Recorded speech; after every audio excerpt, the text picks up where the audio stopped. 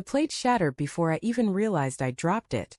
Her words hung in the air like smoke after a gunshot, thick, choking, impossible to ignore. I should have married Bryan. For a second I just stared at her, my mind blank, my pulse thundering in my ears. The sound of glass splintering on tile felt distant compared to the ringing of her voice. Emily's face was red, her chest heaving from anger, or maybe guilt. We'd been arguing about something small, something stupid, a missed call, a forgotten grocery item. I can't even remember. But now those words cut through everything else. Bryan, her old college boyfriend, the one she swore was just a friend now, the one who still texted her on her birthdays and sent funny memes, because he knew her humor. I used to laugh it off. But now, hearing his name like that, spat out in a moment of venom, felt like the floor beneath me had vanished. Say that again, I whispered. Emily's lips parted slightly, eyes darting away as if she could reel the words back in. Mark, I didn't mean. No, I interrupted, my voice shaking. You said you should have married Bryan. Let's hear the rest. Why? Because I forgot to buy milk. She crossed her arms, but her face gave her away. There was something behind her anger. Something raw. I'm not doing this, she muttered. Not when you're like this. Like what? Awake. I shot back. She turned to leave the kitchen, but before she could take another step I added, You've been talking to him again, haven't you? Her shoulders stiffened. That was all the answer I needed. The rest of the night passed in silence.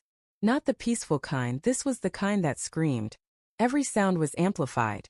The creak of the floorboards, the hum of the refrigerator, the soft tick of the wall clock. Emily slept in the guest room. Or tried to. I could hear her tossing and turning through the thin wall. Meanwhile, I lay staring at the ceiling, my chest tight. The room felt colder than it had in years, as if the warmth had followed her down the hall. When I finally dozed off, it was to dreams of a man I hadn't met in over a decade, tall, confident, always smiling in photos. Bryan, the golden boy of her college years. The one who didn't want to settle down. I woke up before dawn and went downstairs to make coffee. The mug felt too heavy in my hands. Emily joined me around 7, hair messy, eyes red-rimmed. She sat opposite me without a word. The silence stretched until I couldn't take it anymore. Are you seeing him? Her head snapped up. What? No. Then why say his name like that? I told you it slipped out. We were arguing, I was angry. You don't just slip out someone else's name in the middle of a fight with your husband, Emily. Her eyes filled with tears, but I wasn't ready to comfort her. Not this time. After a moment she whispered, Bryan reached out a few months ago. He's going through a divorce. We talked a little, that's all. Talked how? I pressed. Just messages. Catching up. Does he know you're married? Yes, of course. Does he act like it? That question hung heavy between us. She didn't answer. I stared down into my coffee. My reflection trembled in the dark liquid. I want to see the messages. Her eyes widened. Mark, no. That's private. So's my marriage, I said quietly. 2 hours later, she finally handed me her phone. The conversation thread with Bryan, old friend grinning face with sweat, was long, months long. I scrolled through messages that started out innocuous enough. Jokes, catch-ups, photos of his kids. Then slowly they changed. Him. Remember that cabin trip senior year? Her God, yeah. You got us lost for 2 hours. Him, best 2 hours of my life. Her, stop. You're terrible. Him. Still think about you sometimes, Em. Her, Bryan. I stopped there, my stomach twisting. Her hand trembled as she reached for the phone. It wasn't physical, Mark. I swear. That's not the point, I said, my voice breaking. You let it happen. You opened the door. I was lonely, she cried. You've been distant for months. Always working, always tired. So your solution was to flirt with someone else? She buried her face in her hands, sobbing. I didn't mean for it to go that far. I missed feeling wanted. That word, wanted, hit harder than I expected. I wanted her every day. I just thought she knew. For days we circled around each other like ghosts. We said good morning and good night, but everything else was silence. I stopped touching her. She stopped trying to talk to me. And then came Friday night. We'd been invited to dinner at a mutual friend's house. Ethan and Claire. The kind of couple that still held hands after 15 years. I wanted to cancel, but Emily insisted. We need to act normal, she said. So I went. Halfway through dinner, when conversation drifted to old college stories, Claire laughed. Hey, remember Bryan? That guy who always brought his guitar everywhere? I ran into him at the mall last week. I froze. Emily did too. Oh really? Ethan asked. What's he up to now? Something in real estate, Claire said. He mentioned he still keeps in touch with a few old friends. Said you two talk sometimes, Em. The table went quiet. Emily's smile faltered. Yeah, sometimes. Claire's tone softened.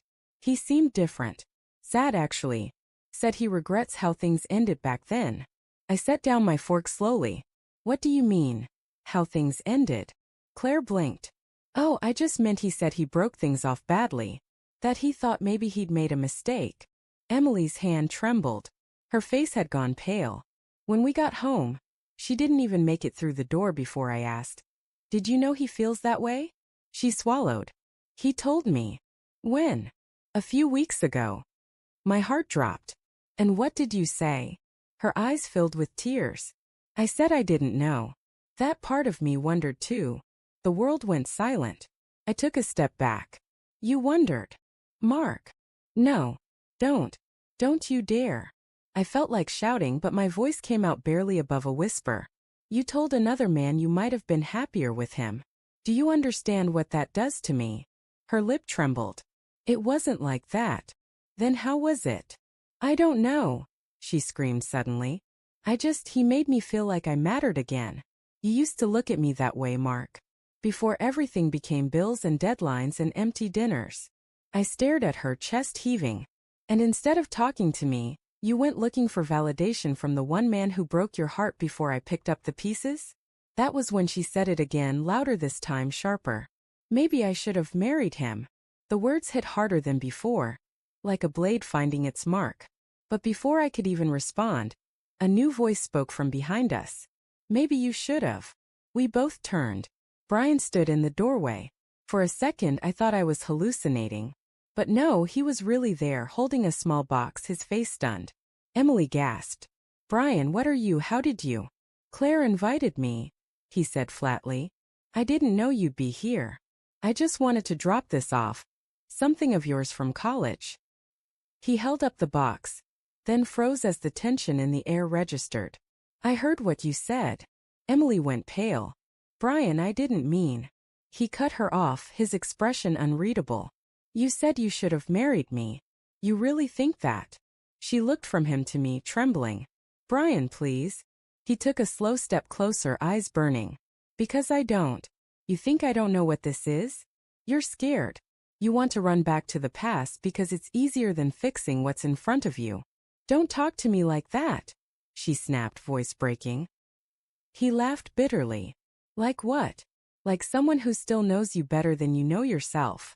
He paused, then softened slightly. Emily, I'm not the one you want. You just want to feel something. And when you look at Mark, all you see is what you've lost, not what you still have.